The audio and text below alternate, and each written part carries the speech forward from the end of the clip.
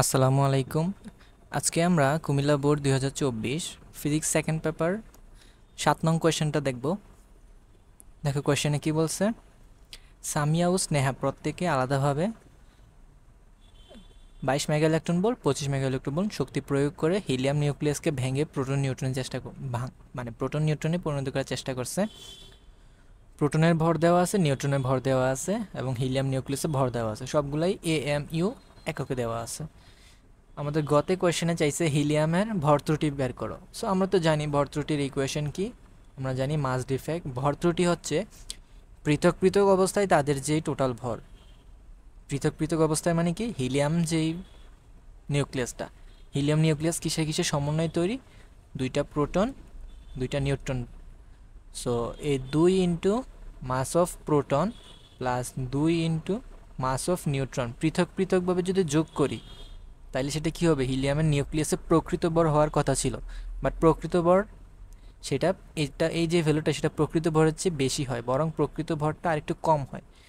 So সেই প্রকৃত ভরটা কত, সেই প্রকৃত ভর কোয়েশ্চেনে আমাদের বলা আছে 0.00389 AMU। সো সবগুলোই আমরা AMU এককে যদি রাখি, এমপি প্রোটনের ভর AMU একে সব দেওয়া আছে, সো আমরা ভর্তিটি বের করে ফেলতে পারবো এখানে। গেল।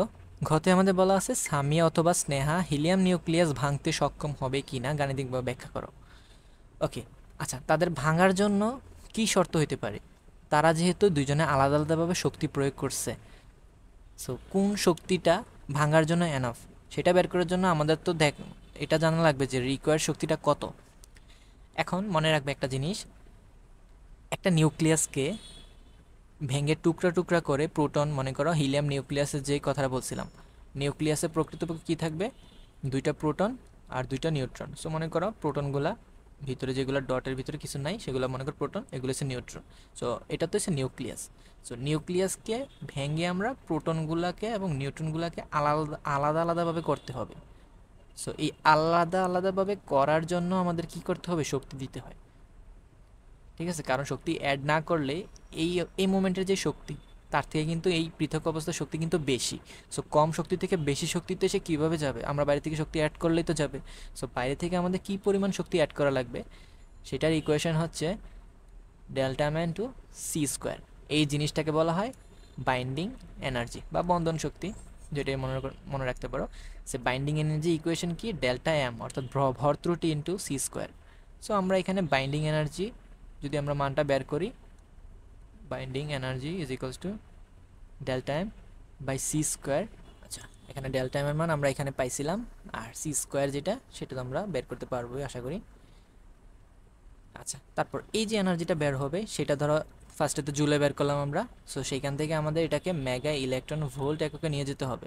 সো যত মেগা ইলেকট্রন ভোল্ট এককেই বেশি বের হোক, সেটার সাথে আমরা তুলনা করব যে কোন ভ্যালুটা এনাফ এটা আলাদা করার জন্য, 22 মেগা ইলেকট্রন ভোল্ট এনাফ নাকি 25 মেগা ইলেকট্রন ভোল্ট ওইটা এনাফ।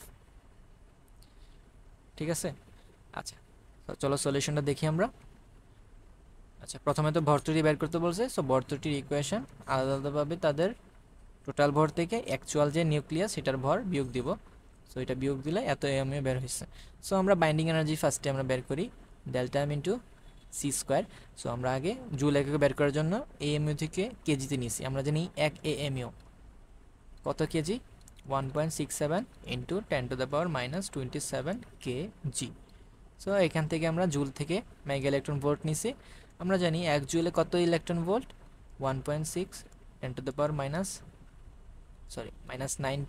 Electron volt. ঠিক আছে, সো যত ইলেকট্রন ভোল্ট সেটার থেকে আবার মেগা ইলেকট্রন ভোল্টে কনভার্ট করছি। আমরা যে ভ্যালুটা পাইছি 27.382 মেগা